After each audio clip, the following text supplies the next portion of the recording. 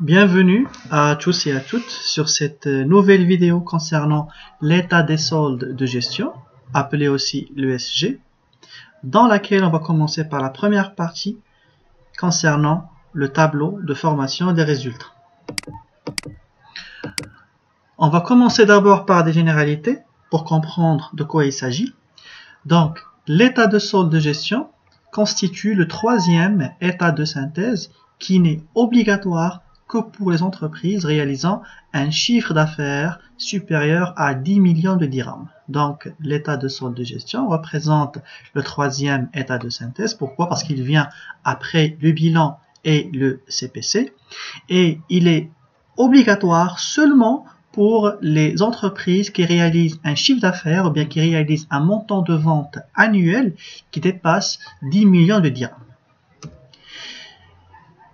Ensuite, il comporte deux tableaux. Donc, l'ESG comporte deux tableaux, à savoir le TFR, ou bien ce qu'on appelle aussi le tableau de formation des résultats, qui représente la première partie de l'ESG, et la deuxième partie est appelée le tableau de calcul et de l'autofinancement.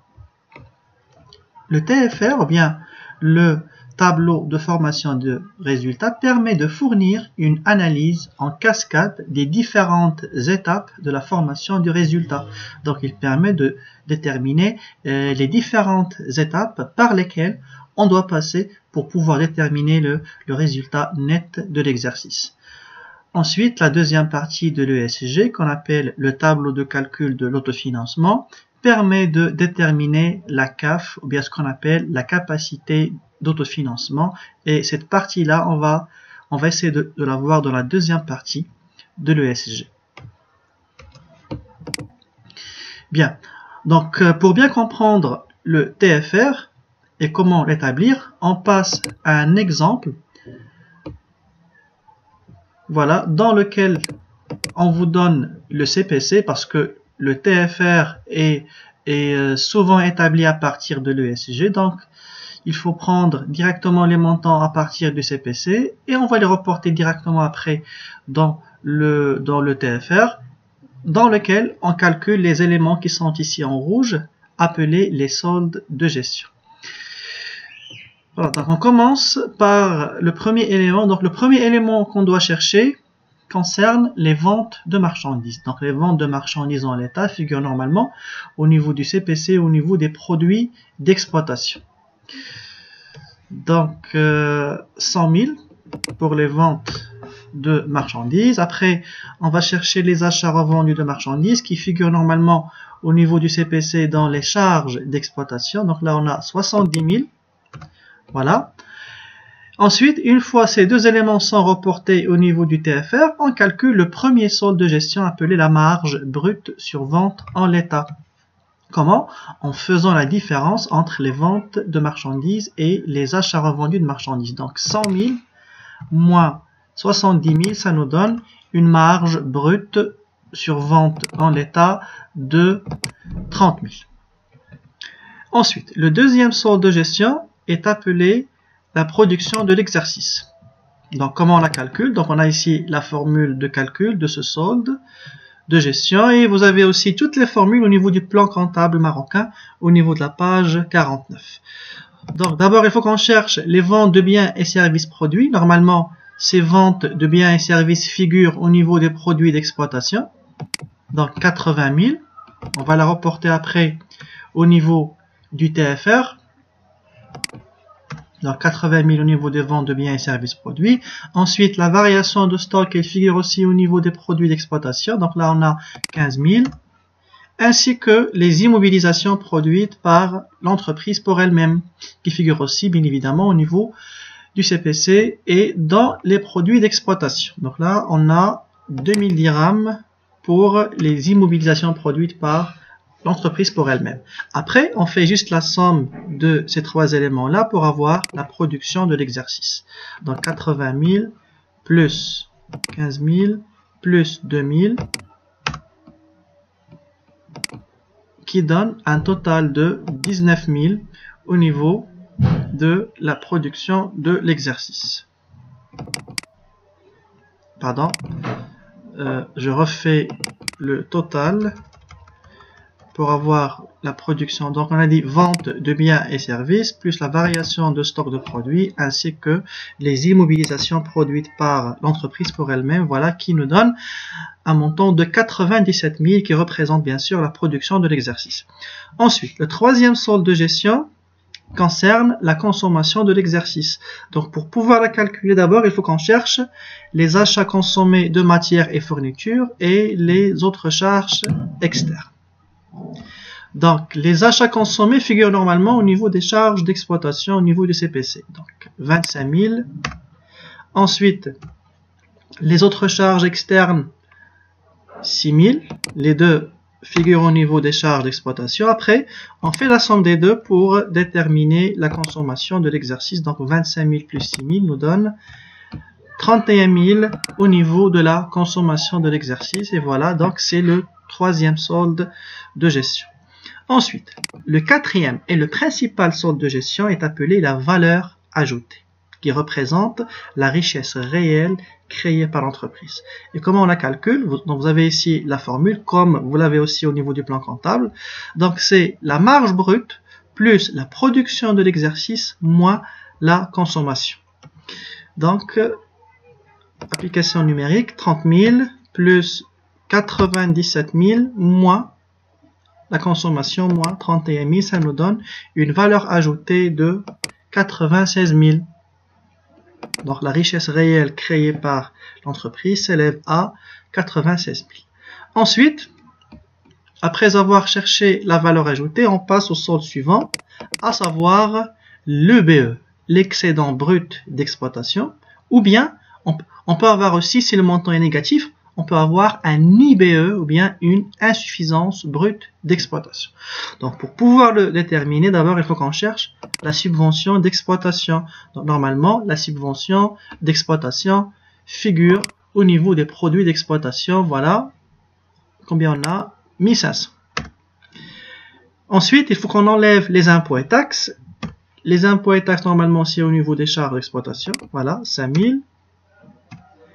Et après, les charges, voilà, de personnel, 10 000.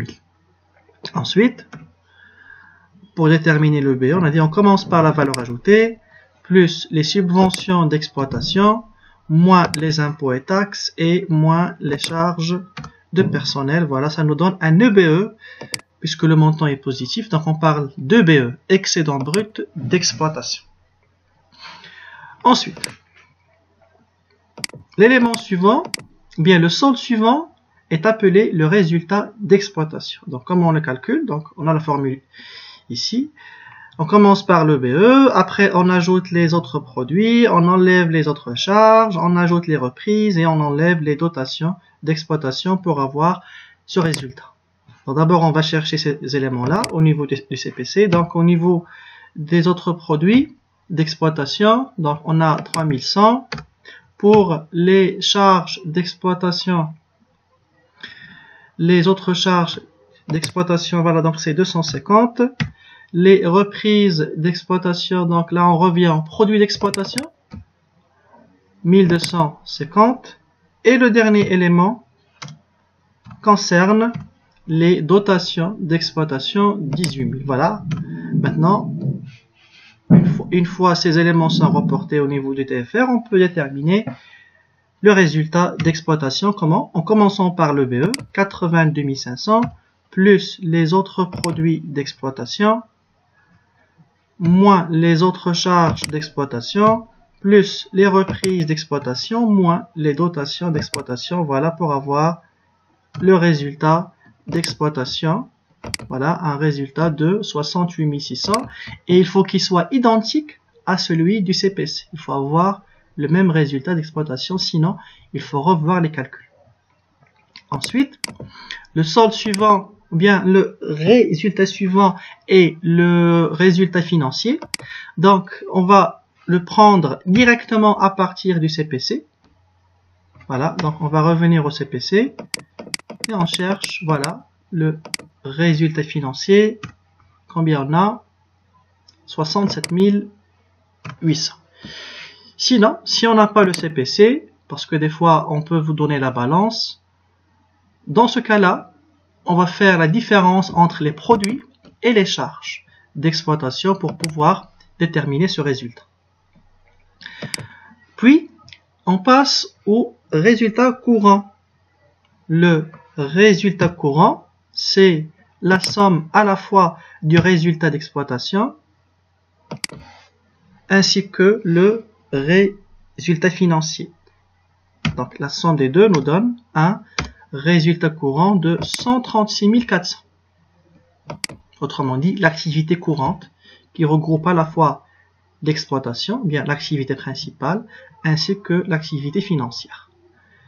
Ensuite, le résultat non courant, bien le résultat lié aux opérations exceptionnelles, on va le prendre aussi à partir du CPC, ou bien en faisant la différence entre les produits et les charges non courants. Donc résultat non courant, on remarque ici qu'il est négatif, donc on va le reporter tel qu'il est. Donc moins 10 000, pardon, 760. Ensuite, l'impôt sur le résultat, bien l'impôt sur le bénéfice, 12 000. Voilà. L'impôt sur le résultat, 12 000. Et on l'enlève pour avoir le résultat net de l'exercice. Donc, comment on fait pour déterminer ce résultat net de l'exercice qui représente la dernière étape de l'élaboration du TFR? On prend bien sûr le résultat courant plus le résultat non courant moins l'impôt. Voilà, et ça nous donne un résultat net de 113 640. Et ce résultat, bien sûr, il doit être identique à celui du CPC. Il faut retrouver le même résultat net, que ce soit au niveau du TFR, au niveau du CPC, ou bien dans n'importe quel état de synthèse, il faut retrouver le même résultat. Et voilà donc comment on doit établir le TFR, ou bien le tableau de formation des résultats.